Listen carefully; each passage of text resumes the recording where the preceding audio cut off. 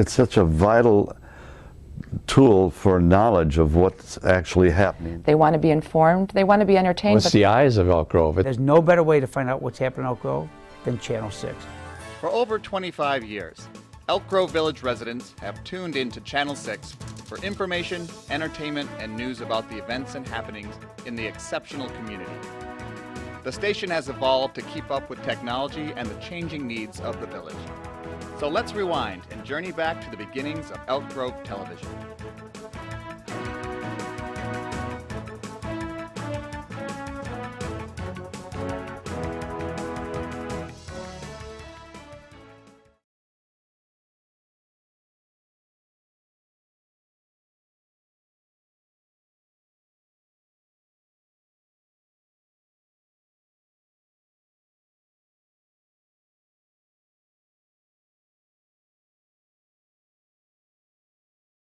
The Park District and the Village of Elk Grove are going to hold hands and join together and do everything we know how to have a very exciting and entertaining and informative Channel 6. 4 elected leaders, Jim Petri, Jim Heffern, Chuck Zedek, and Jack Clays, set out on a mission to bring more than just typed messages into the homes of Channel 6 viewers. I remember at that convention watching a presentation by a small park district in New London, Wisconsin. And they are maybe 5,000–6,000 in population. And they showed what I thought of as home movies and how to build a snowman. And but they were doing it over the public access channel in New London. So I came back and wrote a memo to Jack Clays, the director, and said, hey, let's try to do something with this. Jack Clays he came over and approached Chuck Zedek and myself, and he and Jim Heffern came from the park board. And we talked about, he said, and we'll run it for you. We'll take it over and we'll do the program. You'll have plenty of input into it. So from there we had several meetings, just the 4 of us, and decided that, yeah, we wanted to do that. Elk Grove's new local channel operated out of the basement of Alexian Brothers Medical Center. The hospital provided limited equipment and staff. Community Profiles, hosted by Jim Heffern, was the first cablecast program. It was in the basement and it was cramped, and they produced in-house programs for the patients and they had the ability to go live from their studio.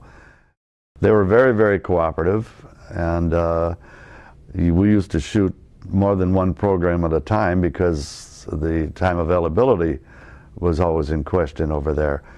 So I would wear 2 suit coats and change suit coats in between from one community profile program to the next. Funding for Channel 6 was supported by cable franchise fees. A franchise fee is a fee usually about somewhere between 3 and 5% of the gross that a cable company earns in a particular system. In our case, it is 5%. They pay that to the village for what are called right-of-ways. That's the right to string cables either over or under streets, to use existing phone poles or light poles so that they can deliver their signals to their customers. And that 5% by ordinance is designed to come directly to Channel 6. Bill Kelly was named the first station manager. One of the first challenges faced by the station was placing it on the low end of the channels. It was very important to be in the major network area, so as our channel hopping, they're going to come across Channel 6. A lot of cities around have 17, 90, whatever, but we have Channel 6 because we wanted to have a prominent part. Channel 6, especially in Elk Grove, has a reputation. Oh, I'm going to watch Channel 6. I'm going to watch. They don't just say, I'm going to go watch the Elk Grove channel. I'm going to watch Channel 6. My name is Gladys Manning. You are watching Channel 6 in Elk Grove Village. As Elk Grove Village viewers got a taste of local programming, they became hungry for more. However, to create more programming, Channel 6 needed its own studio and equipment. A plan rolled into action. First, the village offered a higher percentage of the cable franchise fees. The Park District then offered space for the station to operate out of its administration building. The studio soon moved into the band room of the former Lively Junior High School building. 2 cameras and other miscellaneous equipment were purchased and additional staff was hired. Although small, Channel 6 finally had its own space to call home. At that time we were converting, we being the Park District, we're converting the Lively Junior High into a fitness center. And we had intended to use the old band room, which had some soundproofing in it, as the studio, and it ultimately became the studio. It was larger than the hospital, and it had a recessed stage area. Some of the election programs where we were interviewing people, there were maybe 30 people in the viewers sitting off camera.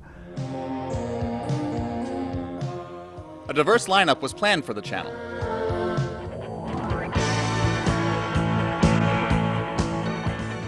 From election to sports coverage, Channel 6 had a wide range of programs.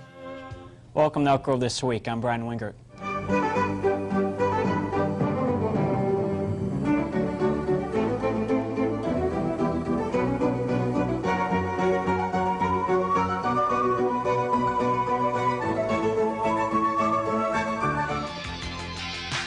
It's a big world full of interesting places.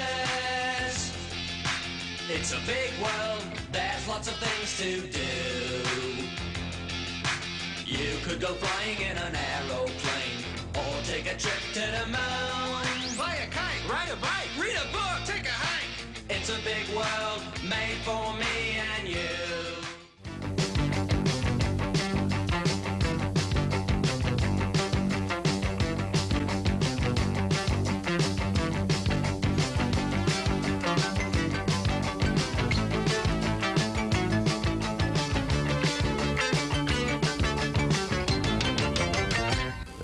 More and more people would stop me in the store and say they saw it, so I knew somebody was watching, and we weren't just doing all of this for ourselves, and it grew and grew and grew.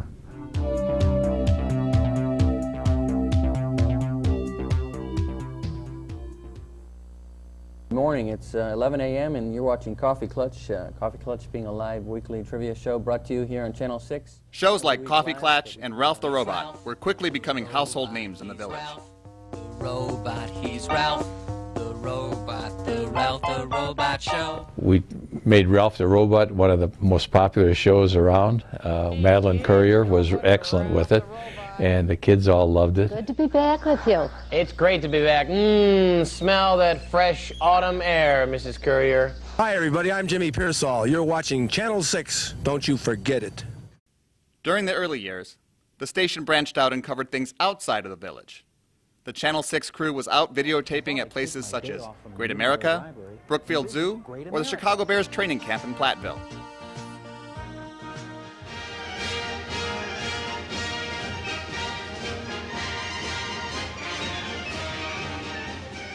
A war documentary was once shot on location in the North Pacific.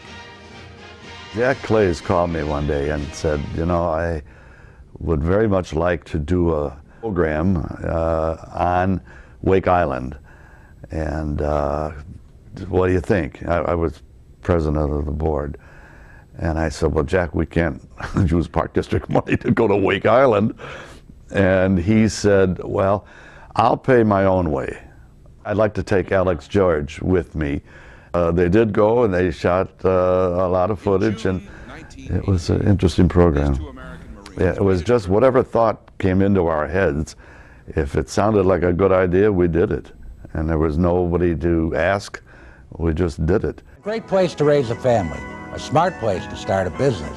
Elk Grove Village is indeed the exceptional community. It wasn't long before surrounding communities began to take notice of Channel 6 and wanted their own local programming too. The Channel 6 Community Network keeps you up to date. In 1988, the Channel 6 Community Network formed. This is the event that we've all been waiting for. October 1st, you've heard about it. Now it's about to happen. Mr. Clays, are you ready to throw the switch? I'm ready, Dan, and it's a pleasure to do this because we've worked many months and on getting this together, and we think that this is going to be a unique thing in public access programming, and we've been pleased to cooperate with Continental TV in doing this program. Well, thank you, Mr. Clays. And now, if we had drums, we could give a drum roll, but now, Mr. Clays, if you will throw the switch and joining all these independent communities with the community network. And there you have it.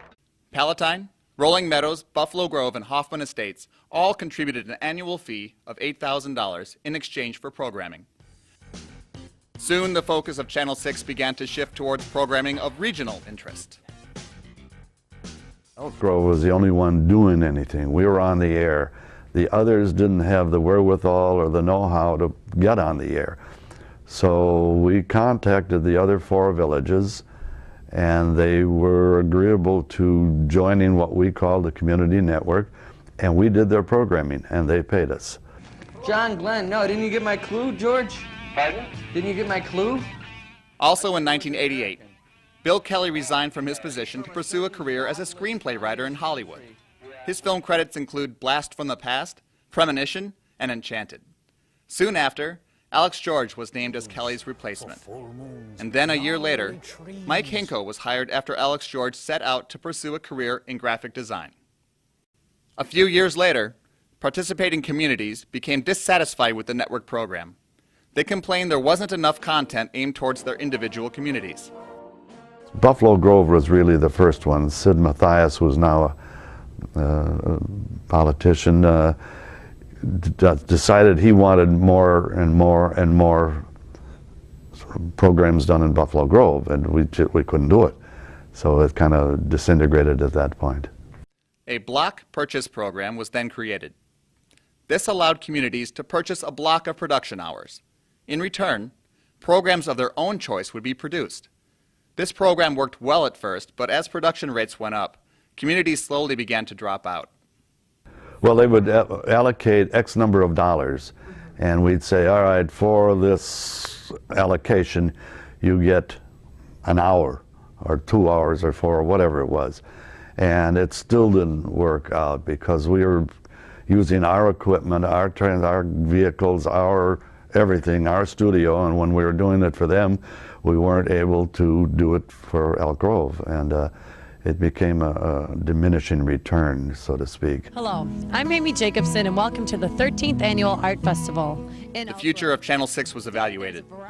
Village officials felt it was necessary to return to the station's roots. Channel 6 would shift back to producing Elk Grove Village-only content.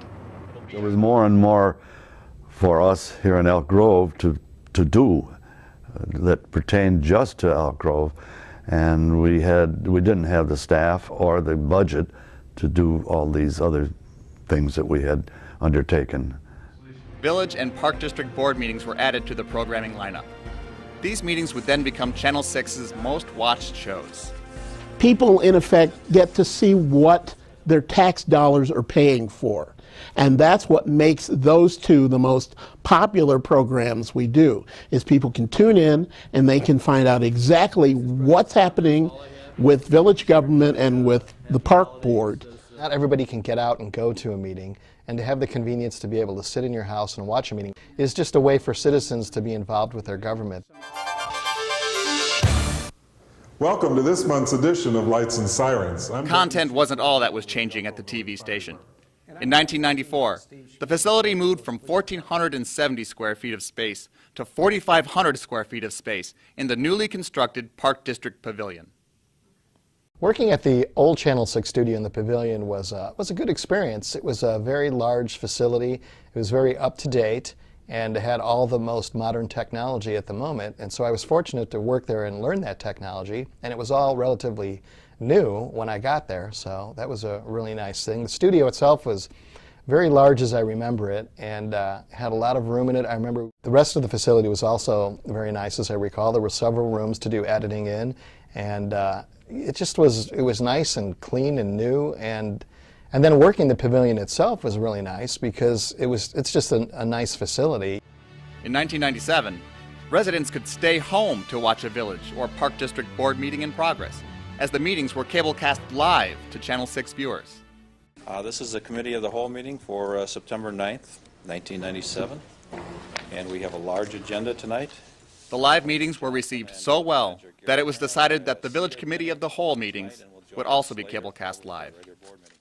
So we'll go ahead and start. Most people would talk to me over the years and say, we watch you on the board meeting, Mayor. It seems like it's all scripted, and it is. Pretty much the discussion's already been taking place, and those had happened at the Committee of the Whole. So my belief was, get the real government out there, let them see the Committee of the Whole, and then people would understand where we're coming from and why we're making the decisions we do. And the ironic thing about all that was, what we found is by having the Committee of the Whole and the board meeting on TV, we have far fewer people coming to our meetings than we ever had before, because the people got to see the real government in action. So they understood why we made the decisions we did. They understood what information we got to make those decisions. They may not always agreed with us, but at least they understood where we came from.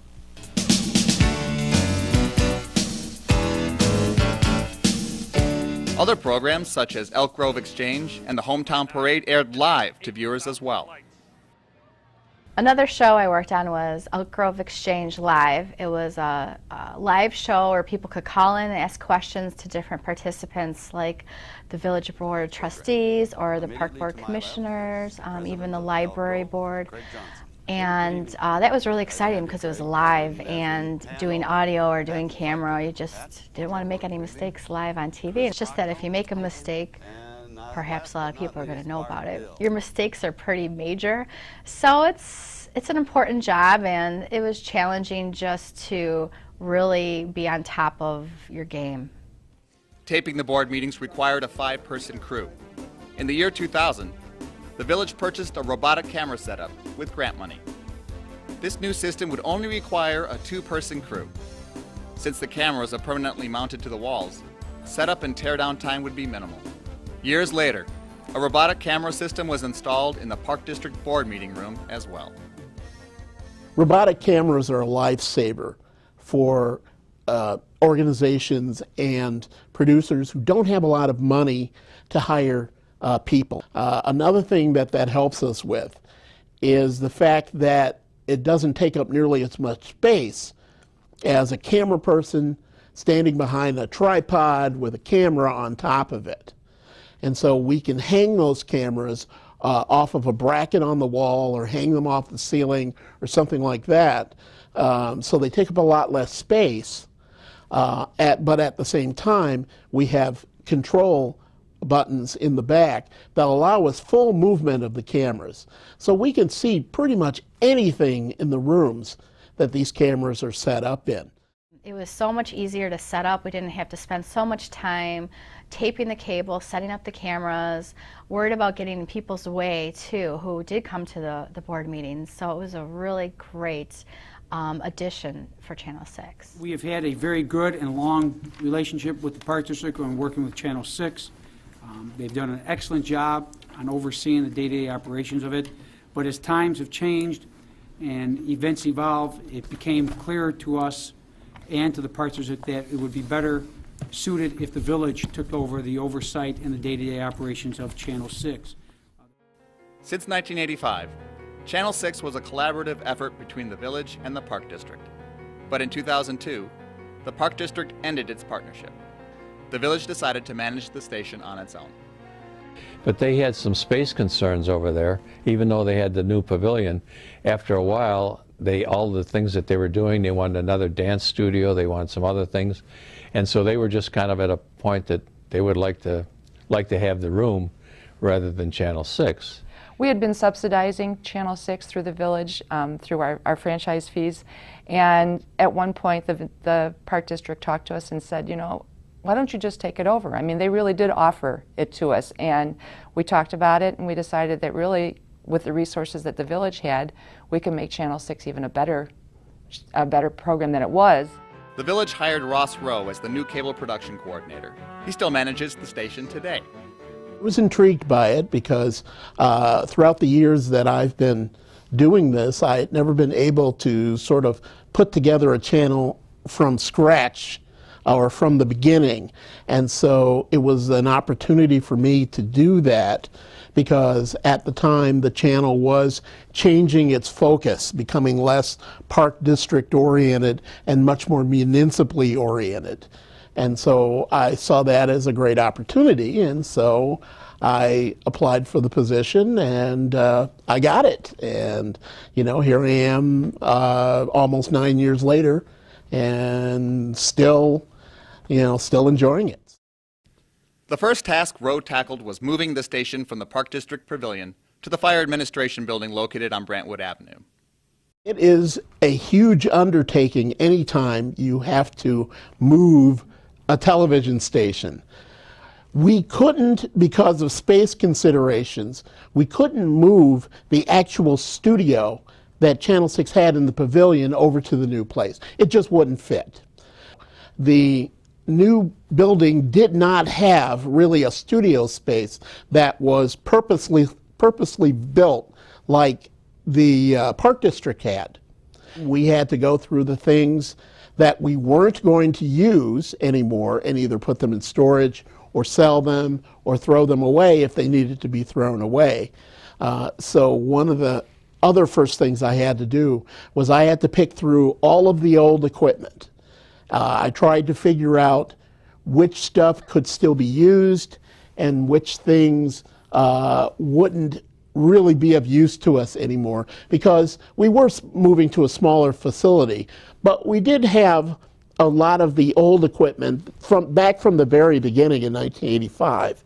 And so I had to pick through that. That took a while, and inventory it all, so we could figure out exactly what we had and how we were going to use it.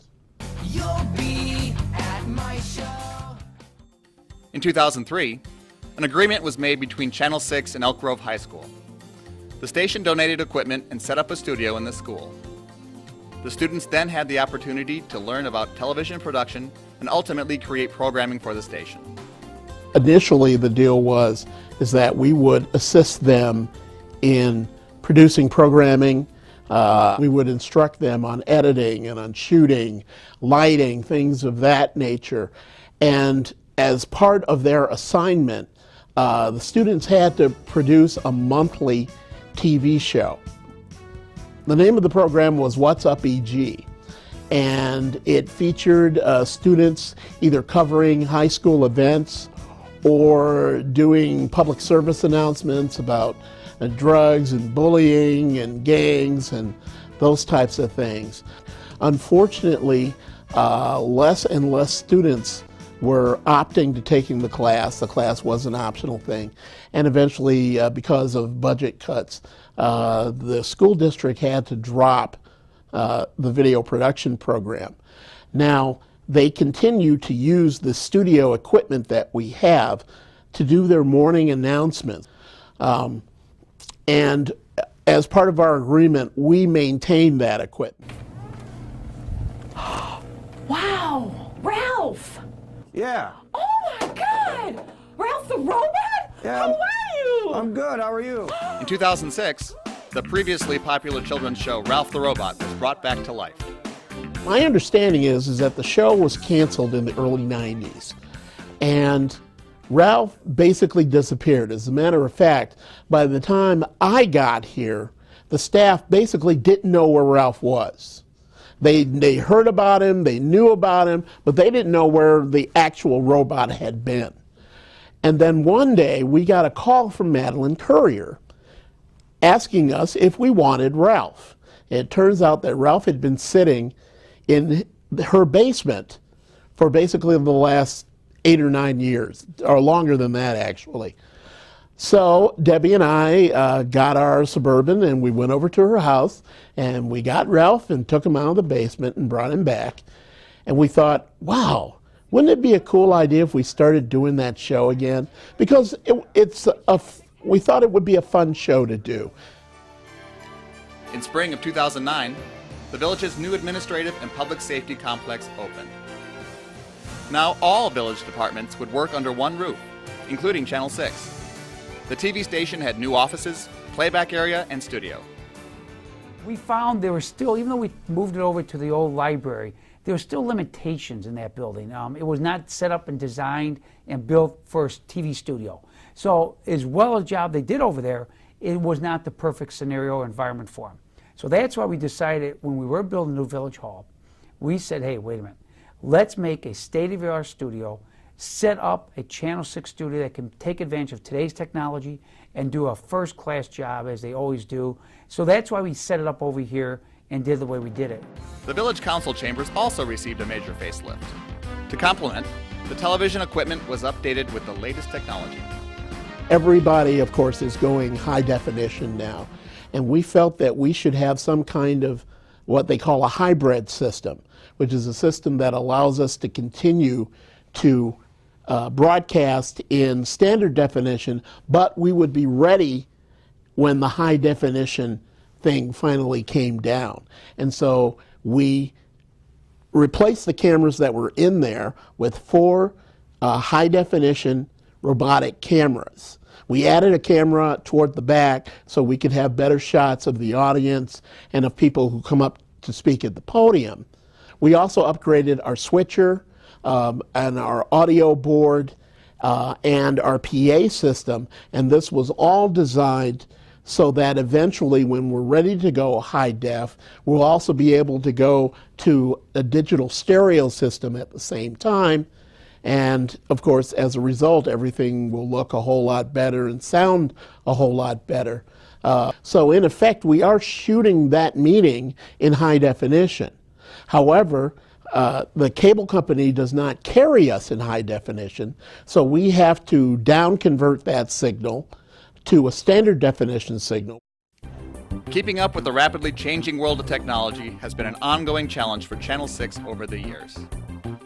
Most of the change has been technical, to tell you the truth. It has been improving our video and audio quality. It has been working with new tools to make our programming a little more sophisticated. The biggest thing that hasn't changed between Channel 6's beginning and now is our focus on community. Our focus on getting information out about what's going on, not only with government and with the Park District, but the community in general. That part has not changed. A current challenge on Channel 6's plate is placing the station on AT&T cable. The law is very specific at the kind of quality of product that has to be delivered by local access cable channels and the provider that sends it out, the image to the people. Comcast does a great job. They give us Channel 6, the low number, our own number, so we don't have to go searching for it. It's always right there. And also they give us the highest quality product. AT&T is not abiding by those rules. They're not giving the high quality. They also make you search. You got to go to channel, I think it's 99, scroll down through town after town after town to find it. Then when you turn it on to watch it, the picture's only 1/3 the size of your screen. If you make it bigger, you lose the quality. It becomes very grainy and almost foggy. After 2 hours on, the TV channel will go off. They are not delivering the product they are supposed to, by law, give to our residents. So our feeling was, if we allow AT&T to get by with that, there's no impetus for them to do the right thing. We want the state's attorney we've been talking to enforce the law and make AT&T deliver the product they have to do. We're going to continue to push for it. We're going to continue to fight. We're with Congressman Roskin's office on the federal level. We're with the state's attorney on the Illinois level. And we're going to make sure sooner or later, and hopefully sooner, AT&T delivers a product that our residents deserve and expect. To prepare for the possible AT&T addition, Channel 6 changed its name to Elk Grove Television, or simply EGTV. It's always been known as Channel 6. It still is known as Channel 6. But with the addition of more television services, AT&T in particular, we decided that it probably wasn't safe to keep calling ourselves Channel 6 if for some reason we got moved to another channel. And so that's when we decided to create the brand EGTV, or Elk Grove Television, so that no matter where we are on the dial, people would know that EGTV stood for their community programming. EGTV has recently provided viewers with other options for watching its programming. An on-demand service has been set up, and the channel can also be seen live on the internet. We also started uploading our programming to an on-demand website. And anytime, 24/7, people can go to that site and they can click on the show they want and watch it right then and there in its entirety at broadcast quality. And that was a big step for us. We've also been streaming our live programming for the last couple of years. So anytime people click to our website, a little window will automatically open and our channel will start playing live. There are quite a few people in the community who watch the board meetings off of our streaming solution. And that really helps for people who either don't have cable or they're in some place where they can't get to a TV set, or they could be traveling anywhere in the world. If they have internet access, they can go to Channel 6's website and they can see a board meeting or the park board meeting or any of the programming that we're doing absolutely live anytime they want. And that's been a big advance for us. Elk Grove Television has won numerous national awards over the last 25 years. And on several occasions, it has achieved the highest honor in being named the best overall government access station in the country. It's fantastic because it means that people in other communities have seen what we do and really like it. They think that we're innovators, which we like to think we are. They like the programming, they like the technical things that we do to bring the programming to our viewers. It's a real honor. It's a real honor to get that type of recognition. There was a lot of pride in working at Channel 6. It won a lot of national awards and still does to this day. And it just made you feel good that the shows that you did were noticed not only amongst members of the community, but amongst other television professionals across the nation. Well, the outside of the house looks great, doesn't it? I really can't wait to see what the inside looks like. Contributing to the success of Elk Grove Television are the numerous volunteers both on camera and working behind the scenes. We have a limited budget. I mean, obviously it's tax dollars that come in, and we want to work within those guidelines that we have. And the volunteers are needed for working cameras, doing editing, and so many other things. So having local people volunteering is good for two things. One, it helps us deliver more product to the community. And two, it gets the community involved. We need more than just our staff people. Most of the time, these people are folks who have some sort of experience doing videotaping, whether they be former video employees or interns who are trying to break into the business. We use these people to help us get those programs onto the air. Well, Channel 6, looking back over the 25 years I was associated with it, couldn't have done what they actually did without volunteers, be it the announcers, the camera people, the people who help pull the cables, and there's a lot of work. I was on the air for the length of the game, but and the game started at 7:30. The crew was out there at 2:30, 3 in the afternoon, setting up to get ready for an hour-and-a-half program, and then additional hours after the game to dismantle all of these cables and get them back in the truck and back over the studios. As part of EGTV's Channel 6 25th anniversary celebration, the Mayor and Board of Trustees do hereby name and dedicate the James M. Heffron Production Studio. Presented this day. One volunteer in particular was given special recognition. In 2010, the EGTV facility was named in honor of Jim Heffron. We named the facility after Jim Heffron to honor the 25 years of service that he has offered to Channel 6. In that time, he has been a host, he has been a guest, he has been a play-by-play person for all types of sports, of course, especially football. And let's face it, we wouldn't be here without him. Basically what happened is that he wrote a memo stating that the Park District should form this channel so we could provide community information to people. So he's the reason we're here. He's the reason we exist. He's fantastic to work with, and we decided that if there was one person that needed to be honored for his contributions to our channel, it was Jim. I remember walking in with my wife, and I heard applause. And I didn't understand why that would be. And Ross said that I should not stand in the doorway, I should come up a little closer.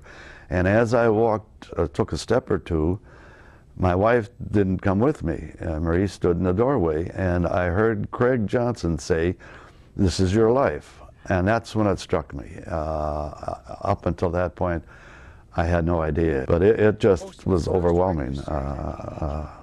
It's a day I'll not forget. Sometimes the biggest reward is simply knowing that residents are tuning in. Past surveys have shown that EGTV is a highly watched channel among Elk Grove Village viewers.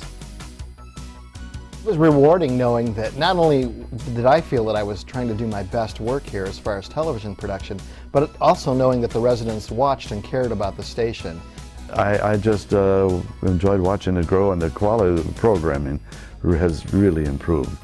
Not only have we come a long way and done a lot of things, but we're going to continue to do those things in the future, and we're going to continue to be the exceptional channel. We're very fortunate. This community loves Channel 6, deliver a great product, and I got a feeling we're going to see Channel 6 for an awfully long time. For over 25 years, village residents have tuned into Elk Grove Television. Many things have changed over the years, including the technology, programming, staff, studio location, and even the name of the station. However, the core mission of Elk Grove Television remains the same: to provide Elk Grove Village viewers with information about its government and community. From a live village board meeting to the latest high school football game, EGTV offers local programming that can't be found anywhere else. And as residents continue to tune into Elk Grove Television in the future, they also continue to be tuned in to their exceptional community.